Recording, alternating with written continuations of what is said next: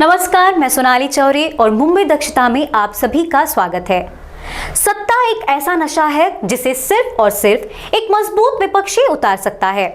लेकिन मौजूदा स्थिति में आलम यह है कि भारत की सबसे बड़ी पार्टी कांग्रेस, जिसके पास एक समय में इतना बड़ा वोट बैंक था, वह आज धराशायी हो चुकी है। न केवल वह चुनाव में हार रही है, बल्कि अपना विपक्ष होने का भी काम ठीक ढंग से नहीं कर रही है। मौजूदा समय में कांग्रेस को एक मजबूत विपक्ष होने के नाते बुलंद आवाज में सरकार की नीतियों की आलोचनाएं करनी चाहिए थी, लेकिन वह अपनी ही आंतरिक राजनीति में क्यों उलझ कर रह गई है। कांग्रेस का मंत्रिमंडल मौजूदा सरकार के खिलाफ अन्य पार्टी के लोगों की तरह काफी प्रभावी तौर पर सक्रिय होकर आंदोलन करते हुए नहीं दिखाई देता। उनका मंत्रिमंडल मौजूदा स्थिति में बिखर रहा है। फिलहाल कांग्रेस के हालात अच्छे नहीं है। कांग्रेस पूरे देश में परास्त हो रही है। उसके हालात बेहद खस्ता है। कुछ गिने चुने ही राज्य हैं जहां कांग्रेस की सरकार बची है, और गौरतलब यह है कि जहां कांग्रेस की सत्ता है वहां हालात ठीक नहीं है।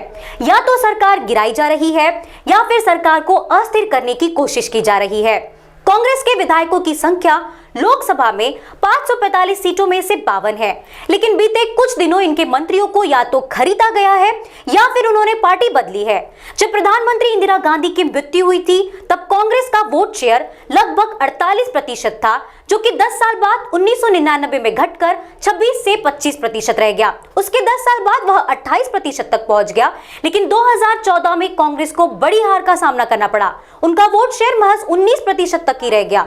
31 सालों से कांग्रेस उत्तर प्रदेश में अब तक सत्ता स्थापित नहीं कर पाई। यही हाल अन्य राज्यों का भी है। 30 सालों से बिहार में, 43 सालों से पश्चिम बंगाल में, 54 सालों से तमिलनाडु में तथा 35 सालों से गुजरात और 20 सालों से ओडिशा अब तक सत्ता स्थापित नहीं कर पाई।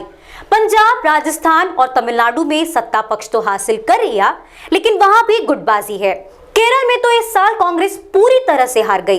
15 साल बाद मध्य प्रदेश में कमलनाथ की सरकार बनी, लेकिन विधायकों के आपसी मतभेद होने के कारण वह ज्यादा देर टिक नहीं पाई और फिर बीजेपी से शिवराज सिंह की सरकार स्थापित हुई। पहले कांग्रेस के सामने यह चुनौती थी कि वह अपना वोट बैंक इकट्ठा करे, लेकिन अब स्थिति ऐसी हो गई है कि वह अपने वोट शेयर को कैसे बरकरार रखे। लोगों ने तो जनादेश दे दिया, सरकार चुन ली, लेकिन उसके बाद जो मंत्रियों का, विधायकों का पार्टी बदलने का किस्सा है, यह पार्टी के लिए बेहद खतरनाक है, क्योंकि यह चीज सरकार को पूरी तरह से गिरा सकती है। मध्य प्रदेश में सरकार गिरी और बीजेपी की स्थापित हुई। 24 विधायकों ने पार्टी छोड़ दी। महाराष्ट्र में भी कांग्रेस के कुछ विधायक शिवसेना में शामिल हो गए। कर्नाटक में से 17 विधायक पार्टी छोड़कर चले गए। बिहार में तो नीतीश कुमार ने 2014 में पार्टी से ही किनारा कर लिया था और इसके साथ ही अपने साथ अपने कुछ विधायक भी लेकर चले गए। सिक्किम और गोवा का भी यही हाल है, जहां कांग्रेस को इन्हीं परेशानियों का सामना करना पड़ रहा है। इसका कारण क्या है? ऐसा क्यों हो रहा है? कुछ राजनीतिक विशेषज्ञों का कहना है कि कांग्रेस के पास प्रधानमंत्री नरेंद्र मोदी के खिलाफ सत्ता में उपयोगी होने वाला मजबूत चेहरा नहीं है, जिसे कांग्रेस नरेंद्र मोदी की लोकप्रियता को धराशायी कर सके, और यदि है तो कांग्रेस के मुताबिक वह चेहरा गांधी परिवार से नहीं है, क्योंकि जनता राहुल गांधी को इस देश के प्रधानमंत्री के तौर पर नहीं देखना चाहती। इसका कारण यह है कि राहुल गांधी जमीनी हकीकत से जुड़े हुए नहीं है। वे केवल अपना मत सोशल मीडिया के माध्यम से ही साझा करते हैं, जो कि एक मजबूत राजनेता के तौर पर प्रतिबिंबित नहीं होता। कांग्रेस अपनी विचारधारा पर पूर्ण रूप से कायम नहीं है और न ही अपनी विचारधारा पर खरा उतर रही है। कांग्रेस पार्टी के आपसी मतभेद बेहद है। इन्हें ठीक करने के लिए पार्टी किसी तरह के प्रयास तथा प्रबंध करते हुए नहीं दिखाई देती।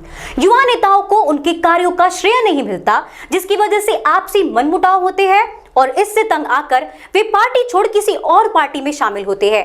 यदि यही आलम रहा या ऐसा ही चलता रहा, तो आगे आने वाले सालों में अब देखना यह होगा कि कांग्रेस अपनी नीतियों पर किस तरह चलती है तथा अपने वोट बैंक को बढ़ाने के लिए किस तरह की रणनीतियां अपनाती है। इसके साथ ही अपने आप को फिर से जनता में प्रस्थापित करने के लिए किस तरह के बदलाव लाती है।